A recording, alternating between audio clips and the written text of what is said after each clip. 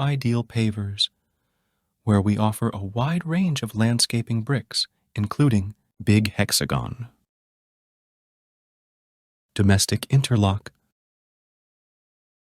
Domestic Dogbone, Industrial Interlock, and Cement Bricks. For more info, contact us on our numbers provided or visit our offices today.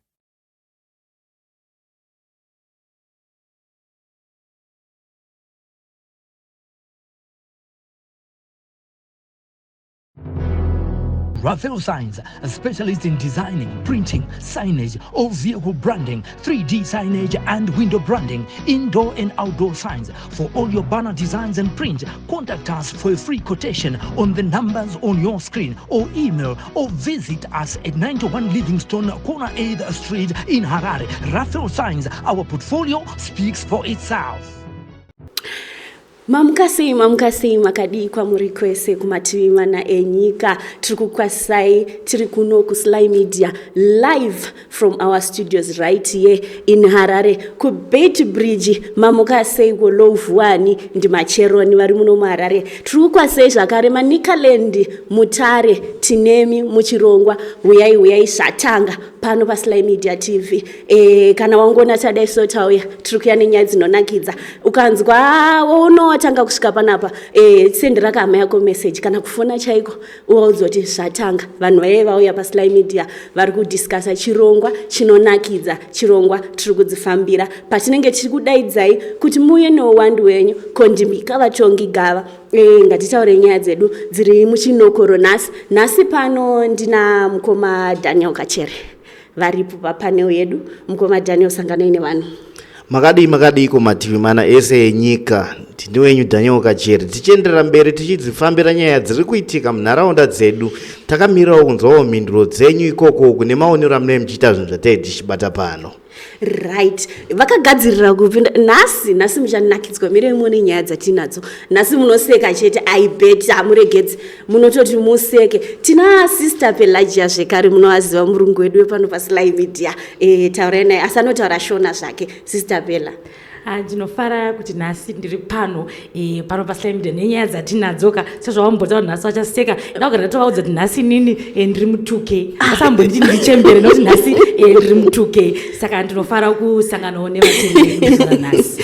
Right, makamirira zvenyu muchinzwa kudokwa kuti chiko chiri kumboitika nhasi inyaya dzeko. MuZimbabwe muri kuitika zvakawanda. MuZimbabwe hanzi kanyika kanaka kanongoda une data chete, ukaita data unoswera uchifara zuva rese, unoswera usina kana stress. Mukoma Dani, nyaya yedu yekutanga ndeipi kwemboti vavapakurirei vamirira ka?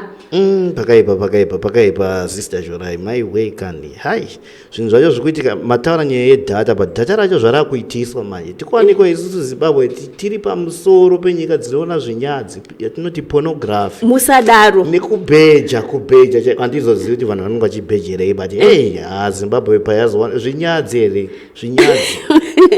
Muri kuinzwa here muchinokoro hanzi zvoni tiri kutopa panyika dziri kugugula pornography, kuona zvinyadzi, kuona bonde. Handizoziva hangu, regai chigovabvunza vachatitsanangurira. Nemi ndiri kukudai pano nhasi, mese ndiri kudai pano munyatsotitsanangurira mutiudzo kune vari kuona tiri kukudai futi vari kuona pono iyoyi tiri kukudai pano mutaure nesu nhasi. Then our second story, Sister Pelagia, zvakamira sei?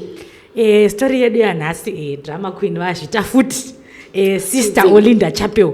Tazonzwa kuti avazopa mwana guburo vasikanaka asi mafunga ari kuti vanenge vadzokerana naex wavo and ex waSister Olinda Chapel munongomuziya saka ndoimwenyaya yatinayo muzuva ranhasi. Right, muri kuzvinzwa mese tichitanga nenyaya yedu yanhasi anzi pornography. MaZimbabweans vari kuona pornography, vari kugugula pornography, asi vamwe vari kuchema kuti data riri kudhura. Wanai mukoma Dani, kotozowanikwa seiko neko amana ikonomi yemuZimbabwe vanhu vari kuafoda data rekugugula porno. Vanhu vada kuona maskills dzimba dzaparara. Mumaskills muzobva chifambi here. zvotokonzeresa nekuti zvotondishambisa nekuti tikatasa nyika yedu mamiro inotarisa kuti inyika ine tsika ine chii, asi tikazowanikwa takupoya manje takuenda kuindaneti kuti downloada zvinyazi tichiita zvese zvakukonzera zvakawanda zvimwe zvakangosiyana-siyana zvitachitoshaya kuti chii chingumbokonzeresa matambudziko akasiyana-siyana nenyaya dzebonde idzi. Right, ndoda kuti mundibatsiro pane pamataura nyaya yekuti nyika yedu ine tsika dzacho ndedzipi chaizvo dzati kuti idzi tsika dzevanhu idzi havasi kunge fanirwa kunge vachiona pono? Zimbabwe mukatarisisa Sister Shorai ndiyo nyika inotariswa se-Christian nation, nyika yechinamato. 80% yevanhu vemuri munomu vanoonekwa semakristu, variko futi vanoita African traditional religion iyo isingafuti bvumiri zvinhu zvakaita seubhombo izvozvo zvati zvemapono izvi tsika nemagariro evanhu vedu vemuZimbabwe tinoyemurwa nevanhu veruzhinji, asi tozowanikwa tiri pa top 3 ikuona zvinhu zvakadaro. Sister Pelagia, titaurirei, hanzi zvoni muZimbabwe makawanda maChristians ende tiri kuona kuti vafundisi vakuwanda kudarika vanhu. Aiwa, inini hangu Sister Shorai handidi kunyepa. Toda kumhanya kuenda kuChristian ndi kwatira kuenda uko. But chokwadi vanhu vari kuona muriwo, vanoona kuti muriwo. Ndakudzenda sindiri mu2K, ndakutaura chokwadi. Vanhu vari kuona muriwo handi. Of course it's a Christian country, but tiri kuona kuti izvo zvekuti vanhu chokwadi havana mabasa. Munhu chaakungofunga ndechkuti une chinhu chino-occupy mind yako. Andika nekuti chinhu chacho chinonzi pornography chiri addictive. Andika saka tikuona kuti kana ari mayouth chaiwo, mayouth haana zvekuita. Kana vasiri kumutoriro vari kuzvepornography izvozvo. Unotonzwa mwana mudiki chache achitokudza imwe style yekushambisa kuti chicken curry chichi wazviwana kupi. But vana havasi kubva pamasites iwayo neyekuti hatizoti chichapinda vana vedu. Saka ndasi ndakamira kuma2K ikoko ndokwazviri kunyanyira ikoko. Alright, musati madaira zvari kuda kubvunza kuti chicken curry style yepabondere kana kuti but tisati taenda mberi ndoda kungomhoresawo vatotibata zvekare pana Dorothy Dombodzvuku ari paFacebook page pedu atouya atosangana nesu. Dorothy, ndinokutenda, thank you so much for joining us. Textira hama dzako wauzoti zvatanga vanhu vauya zvekare vagara pano vakudiscussa nyaya dzinonakidza ende futi ndiwe waita first person kuuya paFacebook pedu palive kwauri ikoko tora drink wauzoti ndichauya ndichibhadhara. Sister Pelagia, mati chicken curry chii? Alright, ndanchida kuburitsa nyawo yekuti zveshuwa kanyaya yepornography iri kuitika. Inini pandakatoona mastatistics achibuda ndamborwa neshoki because zviri kutoitika nenyaya yekutiwo right now mayouth eduka haana zvekuita. Pfungwa dzavo dzakangozorora ndofa kuti vari kuwanza madrugs, vaita zvemadrugs kuya vakunokuenda ikoko kunyaya dzepornography idzodzo. Saka handizivi kuti pangaitwe sei since tiri kuti Christian country ende taura chokwadi zvekutangira pakuti kunamata kwacho ndekwekunyephedzera, vanhu vari kunyephedzera kunamata. Dai vanhu vakamira pachokwadi nekunamata zveshuwa hatangoite Christian country yezita. But tikuona kuti even kunamata kwacho kwakwekunyepedzera kwakwekubirana futi. Saka kuti tizowana ivo vacho vanenge vari mafundisi edu kuti vadzidzise vana, tinozonzwa kuti mufundisi ari kubatwa nenyaya dzekuti anga achibata vana muchechi. Tikudzokera futi koko kuti vari kutoona futi zvepornography izvozvo. Ndipanotora nyaya dzekuti mastaira acho vana vadiki vari kuzviona zvinhu izvi. Vana vari kubva mastaira ari fani iwayo. Vakaenda panenge pachiitwa inonzi makitchen party uchinzwa nyaya dzacho kuti munhu staira yaari kutaura ikai. These people are watching this funny thing. So I'm just saying kuti idei wanopaonekwa zvekuti vanhu vasangoite idle mind. Yeah. Alright, thank you so much Sister Pelagia. Tina Bernadette Fuluka ati joina zvekare Hanzi Muriseiko family. Uyu ndewe ukamoi mumwe wedu ndio mubvunzo uri kubvunzwa munokwanisa kuti pinduro ana Bernadette nana Dorothy kuti toita sei kuti vanhu kana kuti vana vechidiki vawane zvekuita vabve kunyaya dzekunze vaone mapornography. Mukoma Daniel handizive pataurwa nyaya na Sister Pelagia yekuti zvonanzi pane issue yekuti vanhu havana zvekuita. Kufunga kwenyu munotsigira here kuti tingati vanhu kana kuti vana vechidiki ava ndo vari kunyanyowanda pakuona pornography? Mhanduro andinoita inini nhasi pane nhau yandanga ndichiona mumadzipepa nawo pane province 1 yandandichiona yanga yakanyatsoti March Central. Ikuratidza iyo ine vana 2924 mateen pregnancies akangoitika gore rapfuura chete. Tikazobatanidza macentral nemamwe 9 momwe maprovince emuzimbabwe unondiona kuti zveshuwa zvinhu zviri kutaurika izvi ndezvechokwadi, ende zera riri kutaurwa ndiro ama-2000 vana sister Pela vati ama-2000 nasawa ndo nyaya chaiyo chaiyo ikuitika. Zviri kuratidza kuti vana ava pane attention yavo ikunyanya kuenda ikoko nekuti vakushayiwa zvimwe zvinhu zvekuita. Mukatarisa mutsvakirudzo yenyaya yatiri kubata nhasi kunowanikwa kuti kune dzimwe nyika dzikitowanikwa dzichiwanikwa dziri kumusoro panyaya yeresearch and development, asi isusu vedu vakuenda kuzvinyadzo zvinozoguma zvebonde izvi zvekuti wane nhumbu yacho kana kuti waitisa munhu nhumbu wakudzokera manje kuda kuita development asi watokanya kudhara kumashure. Nyaya iyi kuona matauriro amuri kuita imimi ndichinzwa zvangu sematsananguriro amuri kuita mukomadhani nasister Pela, muri kuti zvonizvo vana vechidiki ndo vamwe vari kunyanya kuona zvemapono izvi. Saka tiri kuti chii nenyaya yeteknoloji mafoni, because ndokumwe zviri kubva kwesoko? Technology mumafoni ikukonzeresa nekuti hapana kamunhu anokwanisa kuona iwe une mwana wako wezera iroro haukwanisi kumonita zvinhu zvese zvaanenge achiita. One, kune masites akawandisa.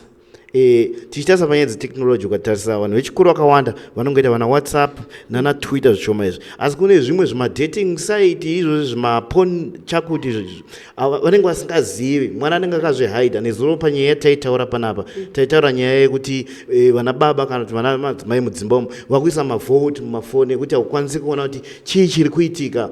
Saka izvozvo zvinofanira kuwanirwa kamechanism kuti zvimboonekwa kuti zvogadziriswa sei, nekuti iwe unenge uchiti ndakatengera mwana foni akuita zvechikoro asi paanongoti nzve kana kuenda kubedroom kwake akutoona zviponi. Hanzi naCaroline Gombedza, how are you? Muri kumhoreswa hama dzangu. Sister Pelagia, ndoda kuti mumbonditsanangurirawo ndimi ama2K. Tiri kuona maposta akawanda ari kungofladha panana Facebook mumawhatsapp imomo nyaya dzemasex party kuwadzana uku. Alright, inini hangu sema2K ka pamwe pacho ndoda kutaura kuti musanyanya kuti blame. Okay. Kuti iti vana tikuta musikanzwa. Alright. Vabereki vedu zvimwe zvavanoona nesu paTV chaipo. Inini mutaiziya kare kuti ndofunga kana pakatanga movie inenge nevanhu vachikisana vachibatana paingotsvagwa remote. Handi paitsvagwa remote channel yotochinjwa. Asi ko zvinezvi mwana anenge achitoona tichitoonawo nadhedhi vanhu vachikisana mumba imomo, ndichitoonawo namama vanhu vachibatana. Saka zvandiri kuona paipai ndichiona nadhedhi ndikaita kamusikana kangu ndoda kuexperimenta. Kana ndaexperimenta manje kuchikoro kumanje chinzi iwo wakasara wakapusa haugoni kukisa musikana haugoni kubata musikana. Ini ndoda kuzviexperience. Henzi pano kangonzi pari kuitwa kapati ndakutonyepa kuti dhedhi ndikuenda kuma-extra lessons ndopiwa mari kana ndakunyepa kuti mama shamwari yangu atiyozoverenga ndakuenda kumapati aya. Nenyaya yekuti zvinhu zvanenge ndichiona paTV zviya ndiye ndichida kuita sei kuzviexperimenta. Saka takuzoenda kumapati ikoko nekuti futi kuchikoro nechinzi wakasara ine sikati kunzi ndakasara. But nei sister Pelagia inga ana tukuimba wani kuti hanzi kana uchikopa dho iri kopanera kanaka. Saka kana muchikopa zvekuona vanhu vari kukisana izvi munenge muchida kuzoita upenyu hwakaita sei kwemi mama2K? Aiwa, isusu tiri vana mwana hamungamboti titonge vanhu vakuru. Nyaya inofanira kuti ivo vanhu vakuru ngavangoziva kuti izvi ndofunga mamovie chainonyora kuti PG-13 kana kuti inonyora kuti SLNV kuti aiwa iyi movie haichaite kuti uchiona nemwana unozosvika sei pakuona nemwana. Ndichidzoka kuti asi kuti ndiri mubereki ndabva kuma2K. Iwo mubereki paunoona movie ichiplayiwa uchinyatsoona kuti yatokuudza kuti hapana movie inoplayiwa isina kutaura kuti movie haisuitable, asi unongokagara mwana 8 o'clock unoona mwana 8 o'clock ainorara asi unoona munhu achiona movie nemwana na 10 o'clock mwana musikana ane 15 years baba nemwana anzi vari kuona iwe uri kubedroom amai uri kusiya murume wako nemwana ane 15 years akutozviziva zvinhu zvazvo vachiona movie vanhu vachibatana. Iye achingobva ipapo chete kamukomana kake kangombatawo zamiroro anobva atondira kutozviitawo. Saka chachinja chii nai sister Pela? Isusu hedu zvimambuya zvekuma90s tindotozoti pataiona TV sekutaura kwamaita taitonzi budai kana zvamira sekudaro. Saka tingati chii chiri kukonzeresa kuti vabereki vemazuva ano vasakwanise kurestricta vana vavo kuti apa hapaonekwe apa panoonekwa? Chiri kutanga ndechekuti vana vari kuita vana.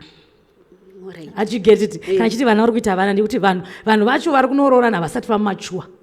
Handika vanenge vachitorana amai vane 18 years baba vane 20 hapana mature handi saka hapasisina izvi zvatasazve zvekuti tsika nemagariro chaiwo kare takatanga kutora chirungu hanzi chisalad inini my daughter she can watch anything with me unonzwa hanzi I'm open minded inini I can't restrict my child but uri kuuraya mwana angazoti ndiri mwana unogona uchikwanisa hako kuti uri friendly to your children sati vanokwanisa kuudza zvinhu but pane zvimwe zvinhu zvauno mubereki chingogara uchiziva kuti inini nyangwe ndikada mwana wangu sei because pane imwe love yatakuratidza vana sevabereki kuti unzi my mom is not they talk about this at school my mom is classy guys and paunouya uchiwanzwa namabhuku vamwe vana vachiti mama vapela vari classy you know so but being classy at the same time rovedzera mwana vananga varovedzerwa oright maita basa sister Pela ndafunga tabata kuna matuge zvakanyanyisa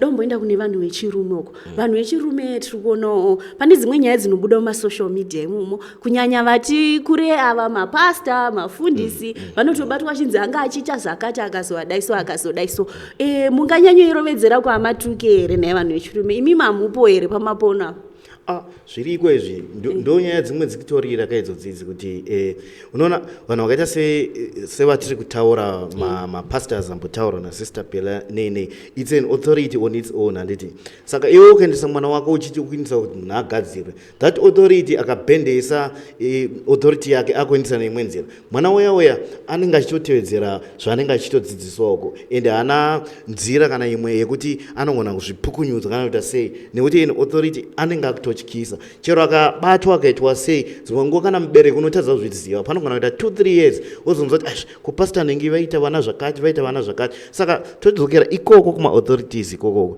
kuti vakutiregerera vanhu ngavanyatsodzidziswa zvinhu chaizvo ende kana pachiitika zvinhu zvakaita semalessons akaita seayaka panofanira kuwanikwa pane maboth parties maimufundisi bamufundisi zvichienda zvakadaro ukaona yakuti iri so yakangodai so kuti inini ndapasta manje pastor kachere manje vakudzidzisa vanhu vachisikana kuti kana wakukura wakusamuka zvakadai hapana chakanaka chinobuda panotiitiwa maexperiment abuse chazotanga ndo pamonzo nyaya dzakadaiso saka muri kubvuma zvenyu kamukomadhani kuti imimi vanhu vechirume ndimi honzeri ndimi mharavatsetsetse ndimi nhundira mutsime dzevanhu zviriko kana kumadzimai chaiko variko vanozviita vanenge vachitora zvinonzi zvimabeni 10 zvezve madzimai ndinoarambira sister Pela hamufani kuramba zviriko zvinhu izvi aiwa ipapo inini handiwanzoda kurambira munhu nekuti munhu arambirwe munhu haunzi munhu azviite but pane nyaya ndoda kutaura kuti of course tiri kuona kuti tiri kuzonge tichisanganikwa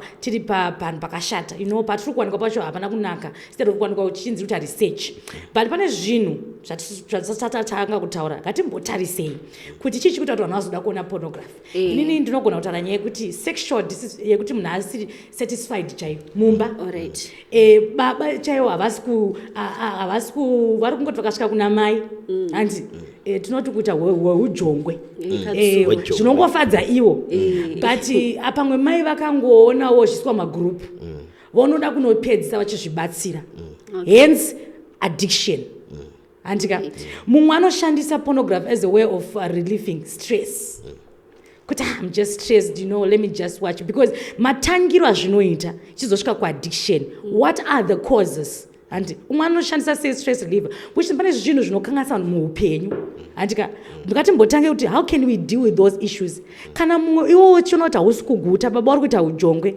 vaudzeka kuti handisi kukwanisa pano kuti uzoda kunoona hako sister Bernadette those blonde anonganya kuti masari fani ka black girl chichichichi wakuda kuzvibatsira which means pane issue yatanga before asati azonoona pornography right musati mapedza ndoda kuti mubva mabatanidza nemubvunzo wangu saka kuona hedu pornography kwakashata here because vamwe tinenge tichitokopa zvedu mastyles epabonda thank you so much I knew you were going to go there pandiri kuti zvakazoshata ndezvekuti pornography yega chaiyo inoita kuti addictive because it plays with your mind handika something that plays with your mind something that you continue watching seeing with your mind and zvinokanganisa pfungwa mental health yako handika hence addiction yakuya saka it's not even good because it's something that will take you to your grave unogona kupedzera kutozorwara mentally ko pakusevha marriage yangu apa. Saka you telling me kuti you can only save your marriage pakuti auchabude kunze unota gumbo panze ndinenge ndakakukopa crocodile chicken curry yanga muchataurei. Aiwa, taurira munhu wako, right, fine. Ndikuti taurira naye kuti ini ndoda hangu kuti umbobhenda umbotyoka mabhonzo tozomadzosera than for you to even go there. Because what I'm saying is don't even try to go there. You won't come back. It's a dead end road. You won't come back because chinozotera ipapo addiction. Okay. Thank you so much, Sister Pelandi. Sister Pelanda mukoma Daniel Kachere vari muno mu studio nasi tiri kudiscussa nyaya dzedu dziri muchinokoro. Tiri kukudai, tiri kukudedzai muye muchitipawo macomments enyu pano paFacebook, muchitipa mafungiro enyu munyaya dzatinadzo nasi. Tine nyaya yepornography. Hanzi zvoni kwakabuda statistics ekuti Zimbabwe tiri pamusoro. Hanzi tiri kutopa pane dzimwe nyika dziripo pakuvhuravhura nyaya paGoogle. Nyaya dzebonde, nyaya dzekuita sex ndo zvatiri kunyanya kuona. Yenzi dzimwe nyika dzichiresearcha zvinhu zvine musoro. Tisati taenda mberi nenyaya dzedu, regai ndimbokuudzai kuti tine promotion yatiri kuita, winter promotion. Tiri kuti vanhu uyai muadvertise mavideos enyu. You give us your 30-second video toiplaya pamavideos edu atinenge tichiita. Even pano tiri palive, so tinogona kukuplayera video rako. You give us just $20 for a 30-second video tofata kuplayera, but mavideo ako there are terms and conditions ekuti unokwanisa kuya nawo ari 5, a minimum of 5, then you choose and you tell us kuti uda kuti tikuplayere sei mavideos ako. Tichitaura nemi zvakare tine imwe nyaya yatinayo iri muchinokoro, but tisati taenda kwesei ikoko nyaya yedu yechipiri, ende tisati tanyatsopedza nekuwaridza nyaya iri pekutanga iyi, tikuzoti muchauya tichitaurirana muchitiudza zvamuri kufunga imimi pamusoro penyaya dzepornography. Zviri kumboitirweiko? Zviri kumbobatsireiko? Zvinotipei? Zvakashatirei zvekuti tinge tichiwana pornography vamwe vachiresearcha zvine musoro zvekuvaka nyika? Tisati taenda mberi, regai timbotengesa. Welcome to Ideal Pavers, where we offer a wide range of landscaping bricks, including Big Hexagon, Domestic Interlock, Domestic Dogbone, Industrial Interlock, and Cement Bricks. For more info, contact us on our numbers provided or visit our offices today.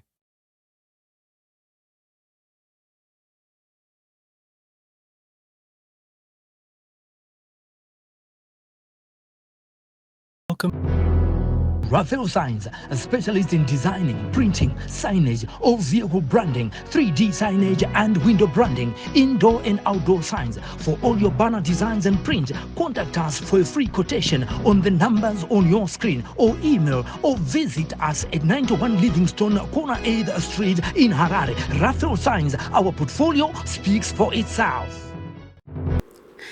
Right, tadzoka zvekare tiri kuchingamidzai vachangotibata. Tiripo pachirongwa, tiri kudzifambira, tiri kufamba nadzo nyaya dzedu dzanhasi. Tiri kukutendai vese vari pano vari kuona vari kutaura nesu nhasi. Tiisirei mameseji paFacebook ipapapa, tinoverenga meseji yenyu. Tinovisirei kana zvamuri kuda chaizvo kutaura. Kune vane dzimwe nyaya dzavanadzo kunze ikoko dzavanofunga kuti dziri kupisa, tinouya tinodzibata. Novaka njani siza kubamba mbela.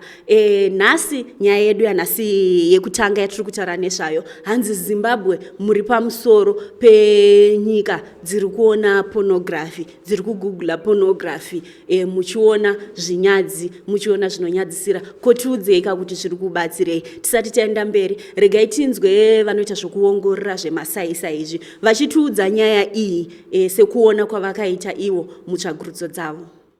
You were there when I was talking earlier on about the top 10 websites that Zimbabweans use, and the top 10 websites that the Mauritians use. Mauritius has the highest security posture in Africa. Zimbabwe, we're currently number 8, but we're improving with all the government initiatives. Now, what can be done is, if you notice Mauritius, their top 10 websites, 2 of them are research-based. We need to have a lot of research grants, where these guys have time and have resources to work on research. Because obviously an idle mind is the devil's workshop. We need a lot of research grants to such talented students. We need a lot of practical channels and conduits where they can contribute to national efforts, governmental efforts, and educational efforts as well. And it can only be done. Remember, security is not an individual thing. It's a group thing. Research Zimbabweans. Our top 10 sites in Zimbabwe right now, if you Google them, it's betting, it's pornography, it's Facebook. Where are we going? The youngsters are idle. So yeah, that's why they're now going to hack. You were right, mazvinzwa vanoona nezvemasaisai vachitaura kuti tiripo pavanhu vari kuona zvebonde izvi ende titori pamusoro, hatingoripo chete but titori pamusoro apa tiri kuti takaomerwa nenyika. Nhai mukomadhani, tazenge tataura here zvikonzero zviiko zviri kumbonyanya kukonzera? Ngatinyatsopabate ipapo, ngatinyatsopavhendenyure chii chiri kutikonzeresa kuti tinge tichienda zvedu kunoona nyaya dzemuriwo? Right, tichitarisa panyaya yemuriwo apa panangotaura kuti muriwo chete ka paiso imwe yekubheja. Zvinizvo zviri zviviri. Tikanyatsotarisisa mazuva ano muZimbabwe vazhinji havasi kushanda.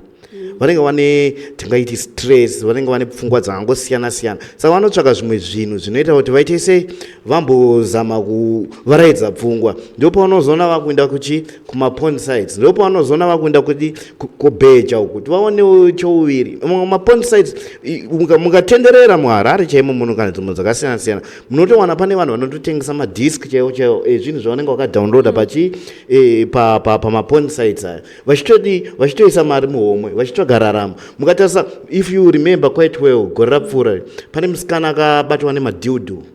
Anonzi madhildo anoshandisiwa kuti zvazvichambotaura nasipera kuti munhu anenge ada kuzvibatsira nekuti anenge asina nyatsokwana. Zvinhu zvakaita seizvozvozvo munhu akada kutsvaga urarama achitengesa zvinhu zvakaita seizvozvo. Saka zvinhu izvi kana zvichipinda munyika zvichisiwa zvichipinda, ende idea akatoiwana pamaporn sites ipapa, hakuna kumwe kwakayo, hapana munhu akambomarket, ndipo pakazviwana. Saka tofanira kudzokera kuma-authorities futi ipapa tichimauza kuti no, zvinhu ngazvitariswe izvi zviriko izvi zvikuitika. Itai kuti pawanike mikana yekuti vanhu vari kumhanyira uku vaonewo maopportunities ekuita zvimwe zvinhu vosiyana nazvo. Ndio pfungwa dzanoona. Maita basa tisati tabva ipapo, mutemo unomboti chiko? Mataura nyaya yakanaka yemusikana akasungwa nemadhildo. Mutemo unomboti chiko panyaya dzemadhildo idzi nenyaya dzekutengesa madhiski anenge ane zvinyadzi aya? Pamadhiski ezvinyadzi izvi hazvibvumirwi because unenge uchitodistributa zvinyadzi. Kune act iriko data protection and privacy act yayo. Mukaiverenga zvinhu izvozvo zvirimo hazvitobvumidzwi kana inini ndanoita naNemi kana neumwe munhu ndotoshambadza kana mipicture yenyu musina kupfeka. All that is part of pornography. Saka zviripo pazvinobatwa nemamwe maacts akasiyana siyana ekuti ukawanikwa une kana madhiski waya tachataura unotosungwa nekuti hazvibvumirwi muno munyika. Nhai Sister Pela, tingati vanhu vari kuziva here zvemutemo izvi kana kuti vanhu vari kungoita vachiti tiri kutsvaga raramo ende kuti kune mutemo unotosungisa zvinhu zvakadai vanhu havasi kuziva? Ini chandoziva chekuti maZimbabweans nyange vakaziva mutemo vakadecida kuti havasida kutedzera mutemo uyu kuti vaite zvavada kuita vanongoita. Asi tiri kutaura panapa kuti mutemo itoriko. Pane vanhu vekuti ndofunga takamboona nyaya yakamboitwa kujeri yemukadzi akazoti ndiri munhu webhishu ndaiona nemwana pornography. Hazvitombo hakuna mutemo unotendera kuti utore mwana mudiki kushona pornography, but vanhu vari kuzviita. Asi tiri kuti kumaZimbabweans it's not right. Hazvina kutonaka kuti iwewe unongochidistributa mapornography materials uchitengesa madhildo uchiita zvauri kuita izvozvo, because it's not good. Nekuti ndasasena nambotaura paya Sister Shorai kuti pornography haina kunaka. Nekuti kupera kwayo unopera usiri munhare pfungwa dzako, inotokanganisa brain dzako. Saka hachizi chinhu chekuti we can condone and say let's go ahead, let's use it to relieve ourselves from stress. No, let's find another way. Andika dai pachitonyatsotsvagiridzwa kuti anotombotanga kana kuri kuvana chaiko, anenge atombotanga kushare video pachikoro ngabatwe mwana iye utombogara naye pasi kuti iwo zvauri kuita zvakazviona kupi so zvanambotauri unozodzokera wotozoona kuti mwana uyu ari kuoneswa mamuvi chaiwaya na 10 o'clock akunodzidzisawo vamwe kuchikoro saka uripo mitemo yacho itoripo yekuti hazvitombobvumidzwe izvozvo usatombobe kutombowanikwa uchiratidza zvepornography uchisheya mapornography materials ungava uri munhu mukuru ungava uri mwana mudiki is not allowed. Saka tingati mutemo uyu uri kufanira kuvandudzwa here because nemastates ari kubuda it means takatosununguka zvedu takatopombonoka tiri kuita zvatinoda.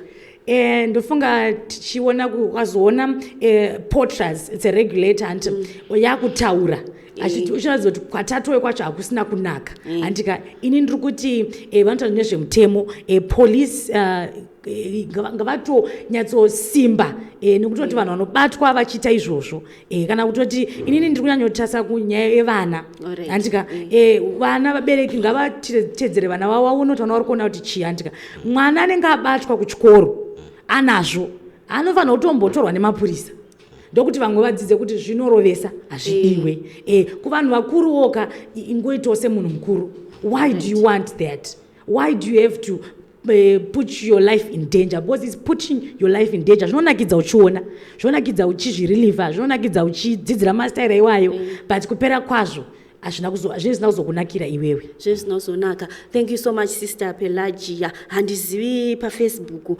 mungatibatsiro here, pane makomenti amuri kuona here, pane makomenti aripo here, zviri kunzi chiko nevanhu vari kutipore kuti kudii? So far hapana macomments andati ndaona zvangu, but I think people are still watching, vari kuona vanongada vambotraya kuti vaunzewo pfungwa dzavo, but kuti ngavarambe vatiudzewo pfungwa dzavo because izvi is not affecting munhu one. Inini munogona kunge ndakagara nemi pano papodcast ka but mukati chimboti pai kunofoni sister munoona ndine magrupu angu akanzi 18 plus then ndine 4 mukanoenda kunosecha paintaneti ndine semasites ari saka chinhu chekuti tinenge tichida kuida kunge tikuzvichenesa nekuti inyaya yako yaunenge wakahwandisa asi tiri kuti inyaya iri kuaffecta everyone not just vana vadiki, vanhu vakuru vacho vari kuaffectwa. Saka ngatibatane tirwise chinhu ichi kuti next time ngatitobudise tine report tayo zvadzikira kuri kutoti tatowo wese because tikaramba chisekerera tikupinda panumber 1. Alright, hanzi ngatibatane tibvise chinhu ichi. Mukomadhani, what do you say to the society? Because of course munyika tine mapurisa edu but mutemo unogona kutangira muvanhu vakagara nevanhu vari kuita izvozvo. Munoda kuti chii kusociety panyaya iyi kuti tingabatsirane sei kuti nyaya iyi ipere? Nyaya iyi inotoda munhu wese agare pasi ambofungisisa kunyanya sei muno muZimbabwe vanhu vanoti data rinodhura handiti tikuchema nedata tese kuita sei asi tikuwana iro data racho rinodhura ndiri kuwanikwa richishandisa zvinhu zvakaita seizvi. Saka maonero andinoita ndeyekuti ngapaitwe kana ariko maapplication ekuti unogona sevana vadiki to cab especially matina vasati vasvika kuma18 awa chichi kuti vasaende kumasaiti wayo vabereki if you manage unongoenda painternet woisa inonzi family link here mwana akangoda kudownloada chimwe chinhu chinotouya chichiripota kufoni kwako kuti kusaiti yakati foni yakati inenge yakatonyoroka foni yemwana wako unenge uchitoziva ka use that application inonzi family link mwana angoda ngoenda any site any inondokuvhunza mubereki kuti nai pane do you approve woto approve because mapasswords anenge ako iweyo. Saka vanhu ngavashandise zvinhu zvakaita seizvozvozvo. 2 vanhu ngavangozvibatawo so vanhu ngapaite ma-peer education programs zvichienda zvakadaro zvichidzidzisa vanhu kuipa kwezvinhu zvakaita sana pornography. You see ndo dzimwe nzira dzinofanira ngoita sei ngoti vanhu vaite musociety medu. Alright, thank you so much. Tiri paFacebook pana Bernadette Fuluka, hanzi na Bernadette, but kuvana uko hazvife zvakapera as long vachinzi vari kushandisa mafoni muzvikoro, pakangonzi mafoni muzvikoro vana vazhinji vapanduka. Sister Pela munoti chii?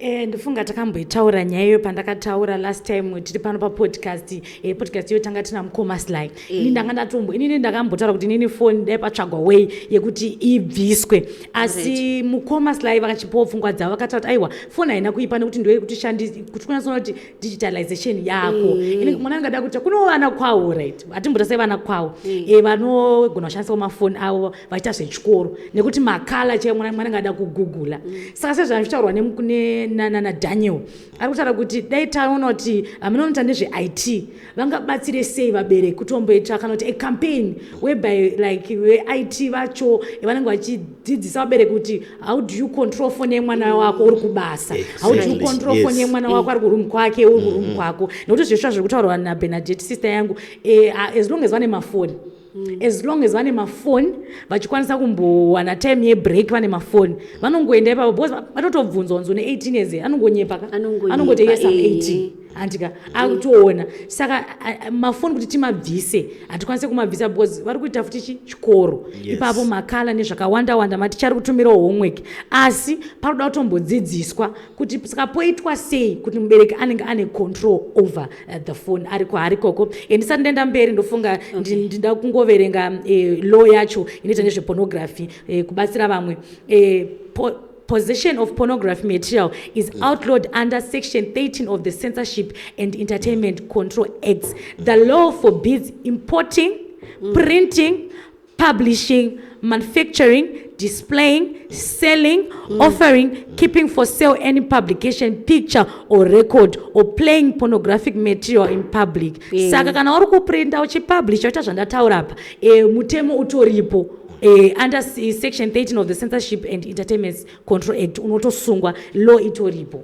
Asi tingati vanhu vari kuziva here mutemo ushu ndozvandati kuona kwenyu chaizvo right ndega nditi havasi kuziva asi ndozvakanakira chirongwa chedu kuti tauya pano kuti tichitaura navo tichivazivisa uyezve ivowo mapurisa nevo vana veporters nevamwewo maorganization akwanisa kubatana ngatitotange acampaign because nyika yedu kwayaenda kwacho haichadzoke ngapatotange macampaigns ekuti vanhu vatodzidziswa malaws because mumwe munhu zvesvo haasi tombozviziva aringofunga kuti maybe ndikangobatwawo but panotowo nemutemo unokusunga saka what I am saying is ngatibatanei maauthorities ese vanokwanisa kufamba nenyaya iyi potanga kuti kwamacampaign maroad shows andika kuchikoreko kumauniversity malectures pachitodedzwa vanhu vanenge vachinotaura nevana kuzvikoro kuti ukangoonekwa chete hatisi kutomboita zvekutamba nekuti tinokurova pasi petsoka nokuti ndokutotese ndokuti nyika yedu because hatingambosekerere nyika ichiwanika panhu pakadai so right hanzi nasister Pela toda kuvaka nyika asi nyika ivakwe nebonde nyika ivakwe nepornography hameno muri kuti chiiwo imimi muri kuzvionawo sei toita seiko nenyaya iyi but mukunzwisa kwangu mataurira muri kuita vazhinji even Bernadette uyo akomenda pafacebook munenge muri kunyanyorerekesa kuvana vana vadika vana hanzi ndovawanda handizivei kuti pane veporters vacho vakanyatsotiratidza here mukunzwisa kwenyu madhani kuti age group dzakati nedzakati ndodziri kunyanyoita nyaya iyi right tiri ipapo sister Shorai nyaya iyi inogona kuti netsei sezvambotaura nasister Pela zviya kuti munhu angona ngotora phone unditi oisa date renhema anovhura kana ka-email kuti angoaccess anenge ari mwana mudiki asi hatisi kuramba variko zviriko zvimadhara zvinosera zvingade kukura zvinosera zvichingomhanya zvichingoona mawe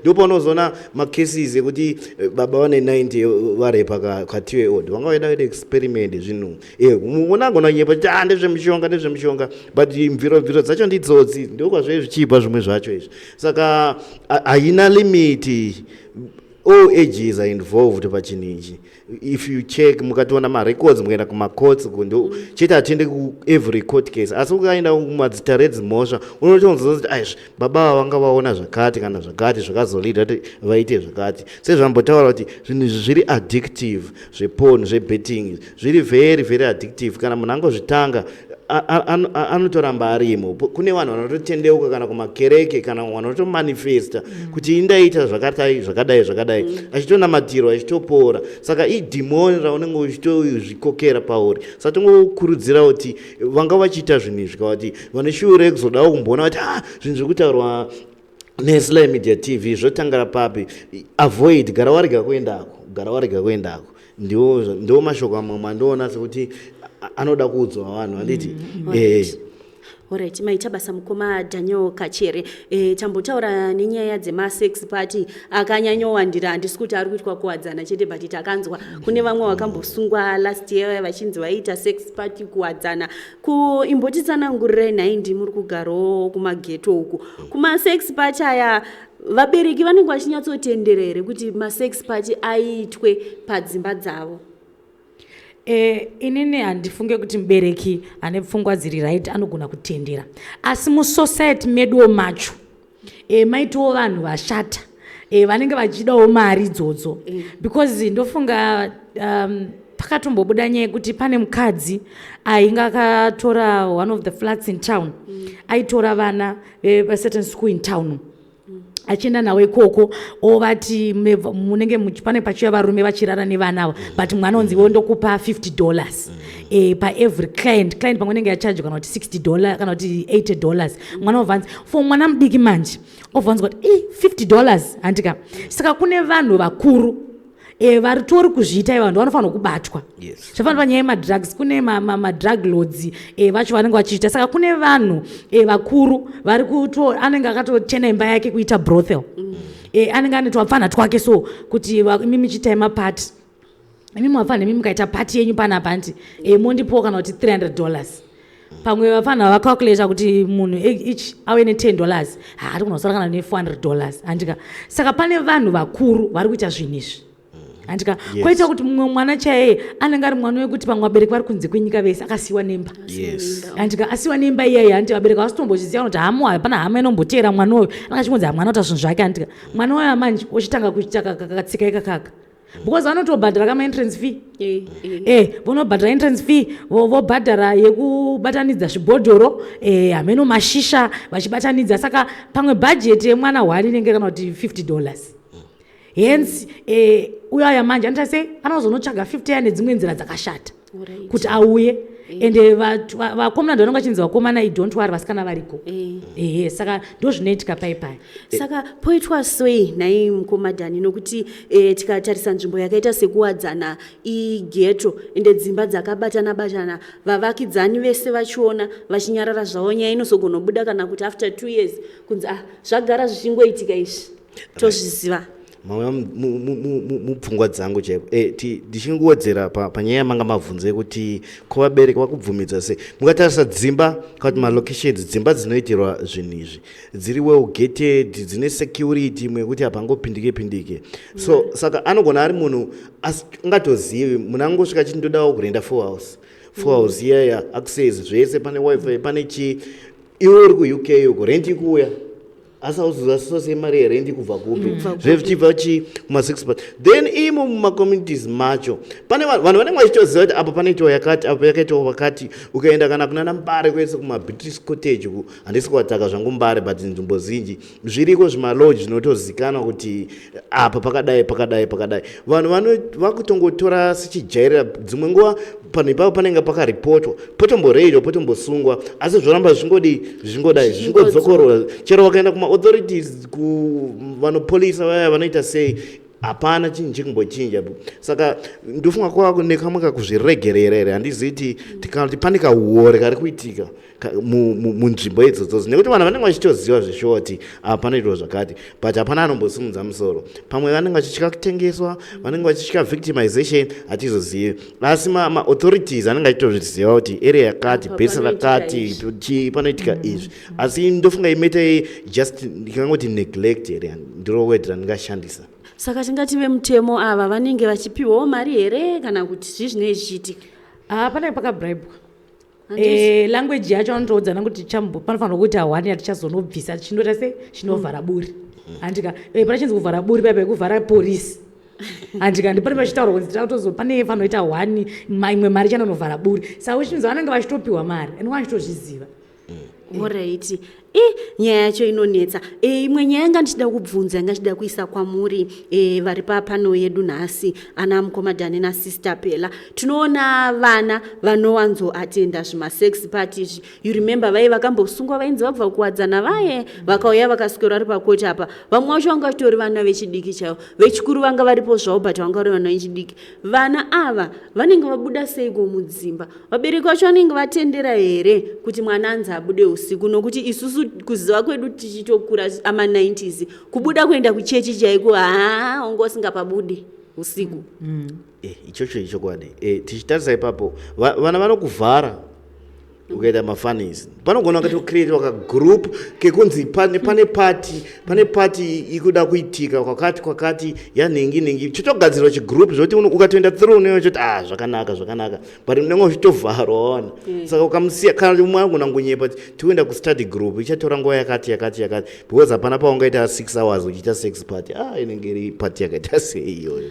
Saka those 2 minutes anonoita chinhu. Saka it's up to the parent manje kuti atoona kuti alright iwe atikuda kuenda kwakati ukuenda nani ukonfirma kunyange kuvabereki vacho kana guardian wemunhu wewe ndofunga zvinogona kuperera zviri nani zvakadaro. Hameno Sister Pela, ndikuti tiri kuzvitendera here sevabereki kana kuti vabereki vedu vari kuzvitendera here kuti zvinzi study group yakuitwa chete usiku kana kuti Bible study handizoti zvimwe zvinenge chinzi chii takuvana mwana akutoti ndakungobuda usiku kuenda kwakati. Sei tazochinja pakuti takutendera vana vedu kana kuti takutenderwa isusu nevabereki vedu chii chapinda mupfungwa dzedu kuti vatitendere kubuda usiku? Alright, thank you so much. I think ndambozvitaura zvekutangira pakuti isusu vabereki the whole thing yekuti I'm a classy mom, I'm a classy dad, or nini vantu kuti mwana ungafungwa ndakasara because mwana anenge achikuti mama guess what mama vaNatalie vati it's okay she can go. Mama, you know what, mama Natalie, she's so free. Imimi mama muri so uptight. You get it? So inyaya kuti vabereki handizive kuti kachirungu kacho katada handika ikako kekuda kunzi nevana tiri classy. No, you can still be classy to your child but une restrictions. Yes, a mother should just be a mother, a father should just be a father. Andika tiri kukopera zvinhu zvatiri kuona tsika dzimwe dzatiri kukopera vanhu vekuAmerica vayo they can afford such lifestyle yekurera mwana wake zvakadaro. Isusu we cannot afford it because onai zvazoitika nezviri kuitika. So isusu ngatingoti vabereki ngavangorambe vari vabereki. Hakuna study inoitwa manheru. Inini ndotaura kuti hakuna chinonzi ndiri kuenda kusleepover mwana mudiki. Sleepover yamatadza kuita maskati. Mwana wako unonzwa muchinzi my daughter unosvika pamboti shorai iri kupi asikana shorai akazotorwa nefriend yake nefriend yamama wake vari kusleepover. Zviri kuitwa kusleepover mwana wako asika uri kuzviziva? Hausi kuziva because kune dzimwe dzimba shorai kumba kwavo mama wacho ari classy so it's okay vanoita zvese but iwo hauko. Andika mwana wako ari kuuya mangwana ari kudzidzisa zvinhu zvisirizvo. Saka ngatingoti vabereki ngatimbomira chirungu chatida kugamira padenga hachizi chedu. Mwana anongotsurwa, mwana anongorohwa kana akanganisa, mwana anongoita study uchiona bereki. Andika ticha wacho ndiani, uziva ticha wemwana wako, ziva kuti mwana wako ari kutamba nani. Andika you can't just be a parent wekuti mwana wako is just having a bunch of friends. You don't even know family chayo family yekushamwari mwana wako. Andika you say you're playing with Kudzai. I want to meet Kudzai's mom. I want to meet Kudzai's father. Sit down makagara makadaro. Alright, vana vedu vada kuita zvekuverenga. Ndeipi time iri proper for you so that one of the parents is around. Because you uri kubasa, mai Kudzai uri kubasa, uri kubasa, vana usara vachita zvimusikana basa, haana basa nazvo, hazvitsvagi izvozvo. Saka what I'm just saying is shorai vana ngavangoteerera vabereki vavo. Ivo vabereki chirungu chatagamira padenga chauraya society yedu. Thank you so much. Hanzi naSister Pelagia chirungu chauraya society yedu. Aminoti muri kuti iwo tinodzoka zvekare rambai muchisenda makoments enyu paFacebook. Tinodzoka panyaya iyoyi tichiverenga. Pauya imwe comment here nai Sister Pelagia. Okay, there's a comment from Rachimulambo. Kutaura chokwadi, our parenting has changed.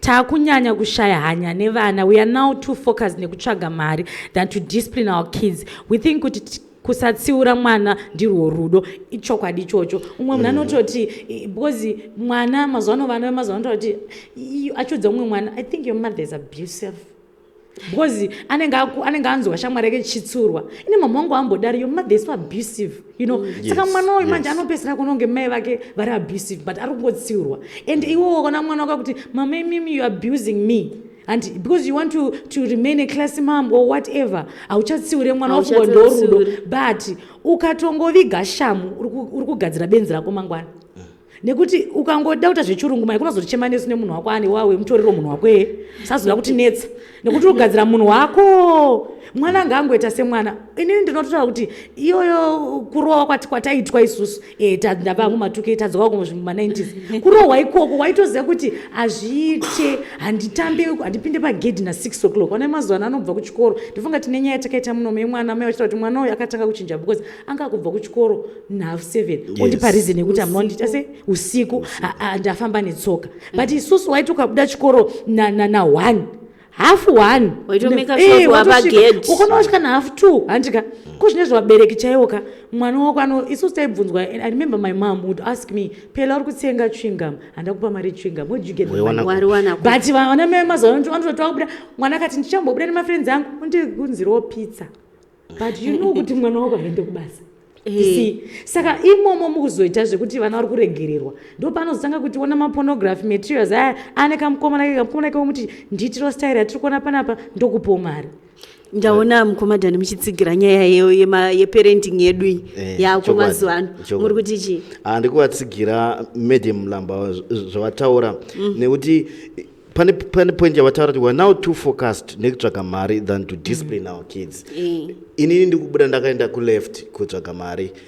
amai vakubudawo nekuright vakadai so tasiya maid kumba uko maid anosiyawo kuti ini mwana wangu arowe aitiwe sei spoiled handiti that attention manje mwana uyo akasvika anogona totanga atoplaya maprogram aya tachitaura aya pavideo maid ana control over that person ini baba namai tadzoka futi tongovunzana masera sei tatova futi pamafoni pedu takutotarisa zvatiri kutotarisa tichita sei saka zvinhu izvozvo manje zvikukonzeresa ichokwadi ichichi takuluza focus toita sei mukomadhani handi nyika yedu yakaoma here akomana vana vacho ndovada kudyazve asi mangwana mwana wacho anoda kudya achakupandukira wakutadza kumukontrola nekuti wakasiya pazvaitanga zviri zvidiki uchingosiya zvichingobuilda akura mwana unenge usina kana control paari anogona kutokutendeka so nekuti akadzidza the wrong way achiona izvezvi saka maparents ngatizvipei nguva yekumbotarisa vana vedu chero mumabhegi avo pavanoenda kuchikoro paipaya iwe uri mubereki ndiwo wakazvitenga zvinhu izvozvo vhura bhegi uchitarisa mabhuku uchiona you be shocked unowana kana mwana ane condom bhegi ngocha kuti zvabva nepi saka ndiwo mashort falls atiri kuita nedangofokasa nemari.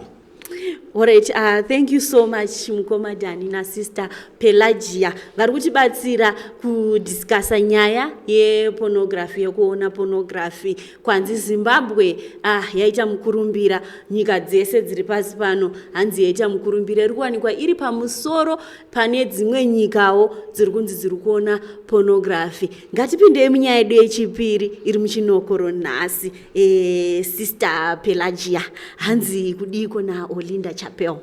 Olinda achadi murume. Musantauriri. Yeah, I think they've been going back and forth. Okay. With the husband Titan, the musician Titan. Unombonzwa paya ndabata message vasiyana vodzokerana, she comes and apologizes and saka vanga vachita back and forth. But I think she went live. I think yesterday or previous day achiti iye apa Titan gupuro. Alright. Before we dig deep or we zero in into this story, Sister Pelagia, ngatinzwe Olinda achitaura. You know, we've been not together for a very long time. And I feel sorry for Baba Nandi and his family. Go feel sorry for them. Yeah, they've lost a diamond. Go and feel sorry for them. That is absolutely fine with me. You know, I'm not going to stay in an environment where I am unhappy. For the sake of what? Do I not deserve better? Yeah, he looked good, stood next to me. I admit it. But that was all me. Yeah? And and not in the Babu Monong, I'm not gonna say much. But that is all me. I'm the chief visa ring would I say I am why. These are mine, these are my diamonds that I bought in South Africa. Aiwa, varume vanojera varivo vachitichemedza. Vanojera sere varivo vachitisiya. Ini ndashitadza. Munovanzwira kuti ndakati handichada. Akakudza kuti varume vapuwe gupuro ndiani. Akakudza kuti mukadzi has got no right to walk out of a marriage ndiani. You know, we've been not together for a very long time. Hands, I feel sorry for Nyandru kunzwai. Hands akakudza kuti varume vapuwe gupuro ndiani. Akakudza indiani kuti varume vapuwe gupuro varume vanotoramba. But culture yedu inomboti chii? Inoti chii dai mukomadhani? Isusu tinoti chii sevanhu vatema? Ndiani ari supposed kupa mumwe munhu gopuro? Inini manzwisiro andakaita tichitarisa kunyaya yaZimbabwe inonyanya kusimudzira kwechirume stereki uko. Patakakura tichingoverengawo mabhuku tichingodzidza taingonzwa kuti murume ndiye anopa gupuro kazhinji kacho ndio zvinhu zvatakaitwa instill mupfungwa dzedu. Mareason acho akati one day, asi kazhinji unongonzwa kuti murume ndiye anopa gupuro panenge vachida kurambana paya mukadzi anogona kuti handichada murume asi murume oti inini ndikupe gupuro rereya raanofanira kunge achipa kukureleasa kuti chienda ako kuhama dzako, asi hazvisi kubuda saizvozvo, hazvisi kuitika saizvozvo. Tikuona dimension yaSister Olinda achitaura kuti akakuudzai kuti varume havapiwi gupuro ndiani, kureva kuti kana mukadzi asingachadi hachadi, kana murume asingachadi hachadi. Saka nyaya yegupuro iyi inotoda imwe dzidziso. Ndofunga tichatoita kuti titomboita kuti patomboya kana mazvikokota vezvinhu zvakaita sezvizvi to put the matter straight kuti nekuti muZimbabwe inokoshesa masculinity stereki kudarika kumwe side uko. Saka zvechida kunzwisiswa chivanhu kuti zvinhu zvatakaitwa instill mupfungwa dzedu kubva tichikura ndozvikurambwa kana Olinda izvi kunzi makajaidzwa varume mukajaira. Sister Pelagia, muri kuti chiko nenyaya iri pano nhasi hanzi Olinda chapewa apa Titan gupuro, imimi munoti sekuona kwenyu sekunzwisiso kwenyu ndiani anofanira kupa mumwe munhu gupuro? Inini handisi kuziva hangu kuti chii chavatadzirana mumba mavo, kuti chii chazoita kuti Olinda afunge kuti kupa Titan gupuro hanti. Asi inini hangu ndiri kungotiwo pane mwana apa handika. And one thing that I don't know kuti haazvizivi here Olinda or vanhu vakawanda vachizivi here, internet does not forget. Handika. Saka this whole noise iyi, because zvinhu zvakaita segupuro ichocho kuti anopa umwe ndiani handinyatsori well vested in that. Ndamboti ndiri mu2K paya tiriwa manje asi ndiri kuti even zvaitika hapana here amicable way nzira oirisi yekuti pane mwana mangwana zvoitwa zvakanaka. Kana Titan wacho achinzi handichamuda nezvaakanganisa votaurirana than to come unoziva kuti I know kuti she's a socialite, saka kwavari zviri normal kubuditsa iyo dirty laundry or dirty linen painternet. But ndiri kuti inini hangu ndakatasa kuvana, inini vana I've got a thing yekuti pane mwana mangwana uzoona zvinhu izvi, because you know what, ukaisa zvinhu zvekupa public vanhu vanokomenta. Mamwe makoments acho ndofunga ndasangana nawo kune mamwe mapost kwayangaiswa nyaya, they are so nasty. Zvekuti mwana wavo yeye wawanayo wese akazomaverenga mangwana muupenyu anenge achizomukanganisa. Saka inini ndiri kuti ndakatarisa nangu nenhau yekuti gupuro racho whoever is right or wrong azviita ngatimboconsiderewo kuti pane mwana. Zvinhu zvanga chifanira kuitwawo inewe kuti vaigona kungozvita vari koko kuUK kwavo kwavari zvakanaka, tozongonzwa kuti vakaseparata than kubva kuti because akomana funga kuti chimiro chaTitan chinzi wakapiwa gupuro nemukadzi. But mukoma Titan vagara zvavo vanhu havachanyarawo paintaneti, hati ndove kumbochema here muchavaziva.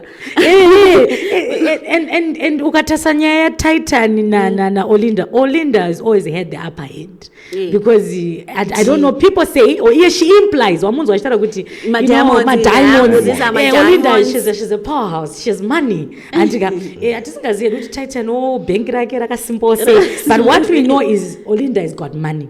So yeah, maybe nekuti zvazoitwa nemunhu ane mari, people are saying kuti because she knows she has money she can just do that.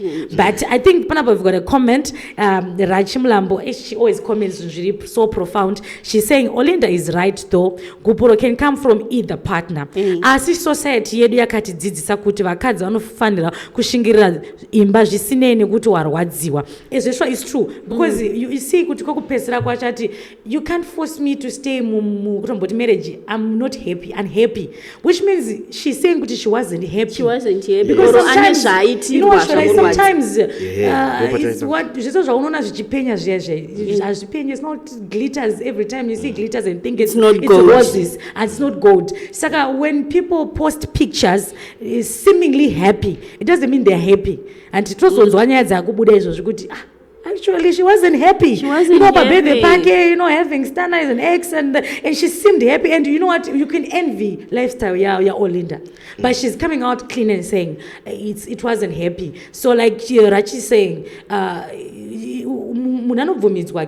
but society yedu manje aizvigamuchire. Alright, tingade kuziva mukomadhani kuti zvikonzero kana kuti zvatingati angava achinzi ma-reasons ekuti ari compelling ekuti tinganzi munhu akusvika pakurambwa pachivanhu chedu isusu kana kuti pakupiwa gupuro ndeapi? Inini sekuziva kwandinoita inini chinhu chekutanga kare munhu aipiwa gupuro kana anzi ane uroyi. Mukadzi aigona kupiwa gupuro kana achinzi ingomwa achitadza kuzvara, gumbo mumba panze nezvimwe zvakasiyana siyana. Sepakesi yatinayo nhasi hatisi kuziva kuti Olinda of course ataura kuti anga asiri kufara, but hatisi kuziva kuti mufana Titan chii chaita mufana kuti madam vazosvika pa level yakadai. So hatisi kuti chii chainetsa pakati pavo. Saka izvi zvinhu zvandataura kumashure ndo zvinhu zvimwe zvandinoziva kuti zvaipisa gupuro kumunhu. But apa manje hatisi kuziva kuti Titan na Olinda vaitana sei. Sister Pelagia mambotaura nyaya yekuuya pajekerere. Vanhu ava masocialites kava, upenyu hwavo ndewe kungoenda pane vanhu chese chaitika, kana kamarwa nenhunzi anototi aita sei atiudze. Kwavari ivo vanotoona zviri zvinhu zvisina kushata. Kwavari ivo zvinhu zvinotonakidza because sometimes tinoona masocialites muno mamwe atina muno mundo zvinhu zvavanototsvagisa mari. Imimi munotiwo nenyaya iyi ndambunzwa mataura nyaya yekuti vana zvinozokanganisa vana in the future because internet does not forget. Saka toita seko toti masocialites ava vasaise upenyu hwavo pachena here, ivo ndo pavanotoraramira pa Facebook apa. Alright, shorai masocialite I cannot say kuti vasauye because ndo mararamiro vari kuita. Asi tikuziva kuti kune vanhu vane system yekutedzera life yemasocialite. These people, they've got money even to sustain whatever they are doing. And of course what Olinda did hazvo ini ndakatasa kuti internet does not forget, but she's moneyed. Maybe one day vana vacho vachangokura zati mamuda wane mari, mwana wacho akaita stress anogona kuendeswa kuholiday Cape Town, mama, I'm stressed because I'm seeing this, I don't want my daughter, but ndiri kutaura iwo puna seni. Haikuna kukopa manje kuzoti mangwana vanhu makukopera zvinhu izvi zvipi makuzviisa pajekere. Bosi uchanzwa papa neyaita Olinda apatori mazuva mumwewo zvake akutonotanga kuda kubudisa nyaya dzekuti baba ndingi ndava pagupuro kwamakuenda kusister Pela tinavo muno ndava pagupuro unoona. Saka I'm saying kuti isusu our society yedu of course Olinda azviita, but ndiri kuti zvinhu zvofanira kuitwawo zvine chiremerera zvekuti vana mangwana hazvivakanganise because zvinozoaffecta panodivorce vabereki tochikwadi even une mari sei zvine zvinoita kuvana. Andika separation iyoyi mwana anenge asaziva kuti saka when I'm with my dad do I talk about my mom, when I'm with my mom do I talk about my dad, saka tiri kungodzidzisawo vazhinji kuti of course hatizive kuti chii chakonzeresa, but zvinhu ngazviitwe in a way yekuti hauvha wayanika life yako pachena kudai. So nekuti haatozive kuti vakadzi vatokopera kudai iri kuuya varume vachanzwa nekupiwa komadhanyo kachere. Munonzwa sei imimi semurume mukanzi mapiwa gupuro? Ndofenda handizozivi zvangu but munhu anofanira kutanga mbondikorektawo maybe ndikazotanga kuramba ndichingoendera mberi ndicho chandanzi chii ndoramba remember nyaya dzawanda kaidzidza tinonzwa nzi taita nazo daiso akasike kutanga kaka vachinetsana vanhu kuti ndezvechokwadi here vakuda maviews chichi but tongodzoka futi musenyaya yatatanga iyoyi ndo zvinhu zvacho internet yacho iyoyi inomisleada.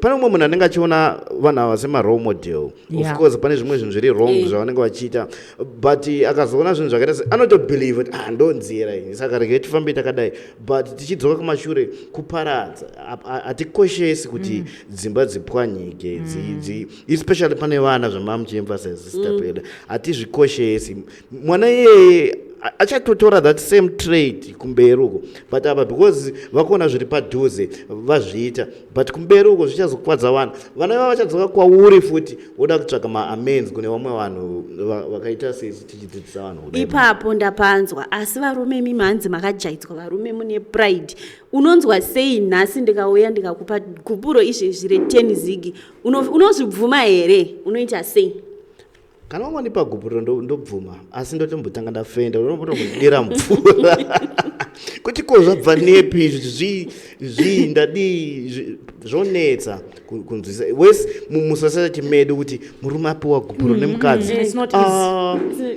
it's not easy the way we were socialized you know hazvina kumira mushe pakadaro ndofunga kana hama dzako chaidzo dzinotokuita party masahwira yawese hautombobudi zvawatongogara wangowanda ende zvinotaurwa nadhani is true totongoona kuti even ukatasa macomments nyaya ichichitaurwa ka vanhu vari kutomuseka titan uchinzi hazvizi nyore kuti unzi wapiwa gubhuro nemukadzi handikona zvazvinoita kuti vanhu vari kutoseka titan hai wedu wakabva wapiwa gubhuro nechembere you know those kind of statements you see so it's not easy though our society yedu though zvichibvumidzwa but chokwadi kusociety medu zvinongonzi zvinodzikisira self esteem kana iye wacho hazvinogona kutomukanganisa zveupenyu murume wacho saka tiri kuti vakadzi havafaniri kuita mari yakawanda kudarika varume here aiwa tisi kudaro do you know what I always talk about that kune vakadzi vane mari kudarika varume vavo but vakazvininipisa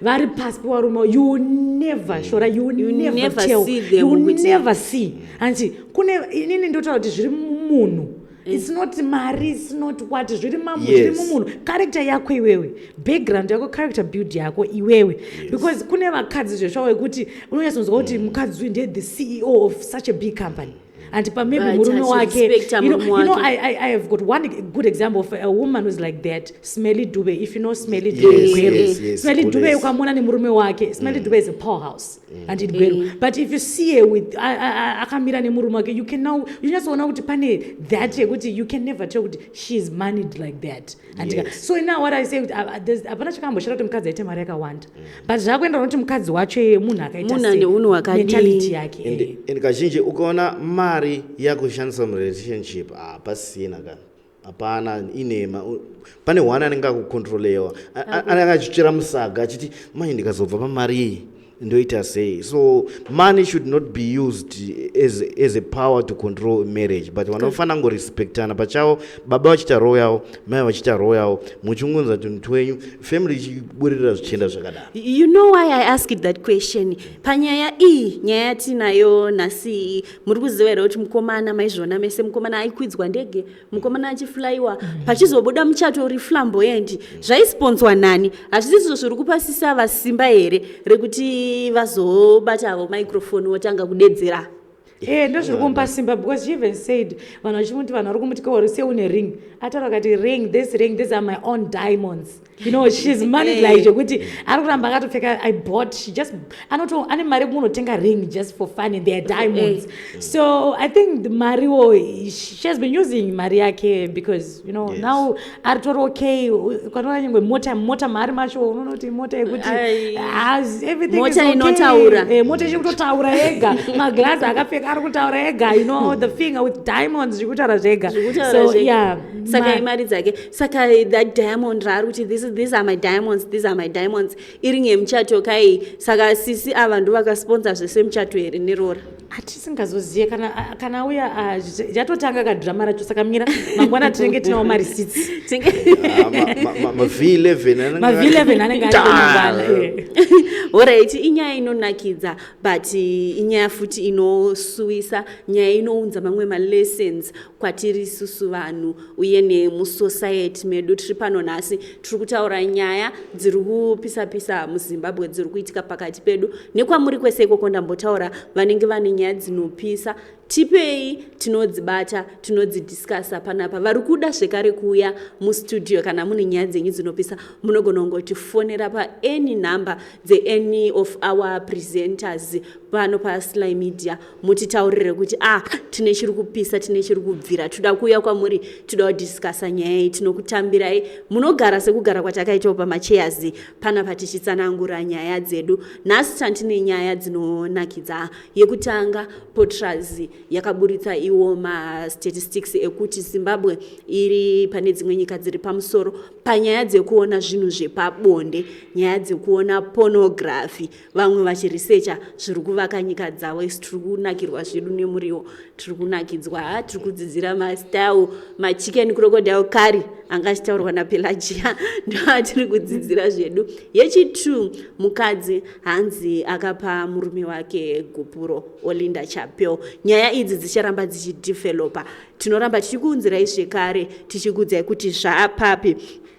Toda kutenda vanga vachiona nesu ana Rachi Mlambo anga ari nesu nhasi, Benedetta Vuluka anga ari pano tichitaura, Caroline Gombedza watibata zvekare naDorothy Dombo Dzvuku. Ndambotaura kuti pamuri papo ingotendokai mukaona pane chitakshop piwa zvamunoda ndichazobhadhara mudye, muri vanhu vangu, munotikoshera, munoramba munesu. Tinodzoka zvekare tichikunzirai nyaya dzakasiyana patinenge tiri kwese kwese. Tifollowei, tiri pano paFacebook, kuYouTube tiriko zvekare, kuTwitter tiriko, tinenge tichisa nyaya dzamunoda kwese kwawangoenda unotiwana. Zita rangu ndonzi Shorai Murwira. Nhasi ndandina Daniel Kachere naPelagia Mupurwa tichidiskasa nyaya dzedu pachirongwa, chirongwa chamunofarira. Ngatidzifambirei tichifambira nyaya dzedu, ngatisanganei zvekare muchikamu chinotera. But before I go, ndambokudzai nyaya yepromotion yedu yatinayo zvakarohwa nechando, winter promotion. Tiri kuti uyai nemaadverts enyu amunayo. Your 30-second video, we can play it patiri kuita even chirongwa chedu ichochi. Pamavideos edu mamwe atinoita, tinoenda kumajeri, tinoenda kuma-traditional courts, tichikunzira inyaya dzinenge dzichiitwa ikoko. Unongosarudza pauri kudewo kuti video yangu ndiisirei apa. But ma-conditions edu ndeyekuti mavideos ako ngauya ari a minimum of 5. Then you choose kuti uda kuti mavideos ako aplayiwe papi pauri kudai wewe, kana kuti kangani. Mwana ugona ngoti ingondisirei kana kuti 2 kana kuti 3 per day. Zviri kwamuri, ndimi varidzi vechirongwa. Ngatisangane zvekare muchikamu chinotera. Maita zvenyu. Welcome to Ideal Pavers, where we offer a wide range of landscaping bricks, including big hexagon, domestic interlock, domestic dog bone, industrial interlock, and cement bricks. For more info, contact us on our numbers provided or visit our offices today.